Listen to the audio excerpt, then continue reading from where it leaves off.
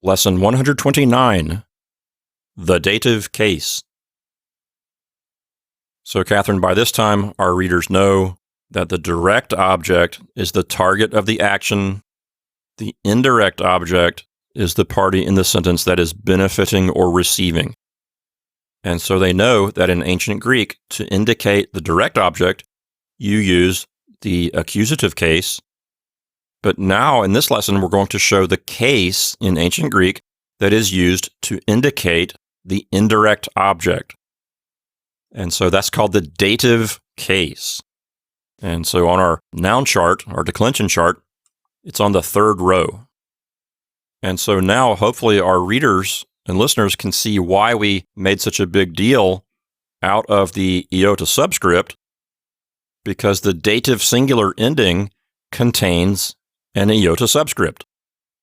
Yes, and it's very important for our listeners to remember that going forward, because that is one of the things that marks the dative case, is that iota subscript in the singular.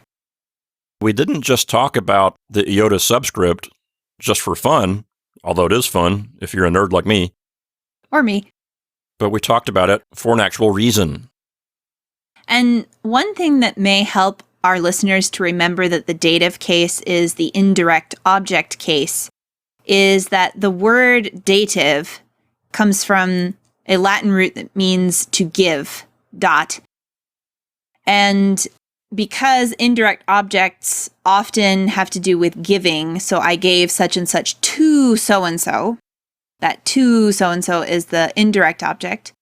The ancient Greeks and Romans associated the idea of giving with the indirect object so much that they named the entire case almost the giving case, if that helps for them to remember. So it's the giving case. The dative case. Yeah. And in Greek, it's also the giving case. It's the dotike case. So in an ancient Greek sentence, we can indicate the indirect object by putting that noun, that is the indirect object, by putting that noun in the dative case. And that will show that that is the party that is benefiting or receiving.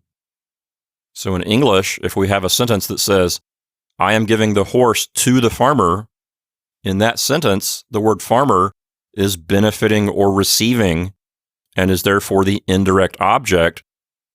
And so as you can see, in ancient Greek, we can indicate that by putting the word for farmer in the dative case. And so it becomes to georgo. So I am giving the horse to georgo. And to an ancient Greek person, that would show that the farmer is the one that the horse is being given to, the one receiving the horse.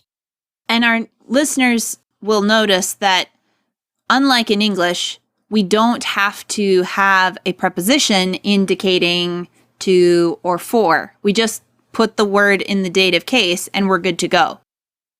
That's a great point, Catherine. It's not dependent on word order. It doesn't have to come at any certain spot in the sentence. It doesn't have to have a preposition that helps it along. The dative case, just by itself, inherently includes that meaning. Exactly. So just being in that case, that alone expresses that it is the indirect object. It doesn't need any help from anything else, like word order or prepositions. It just does it on its own. That meaning is just built into the case. And so a couple more example sentences here in which we mix English and Greek. I am giving the gold to emporo.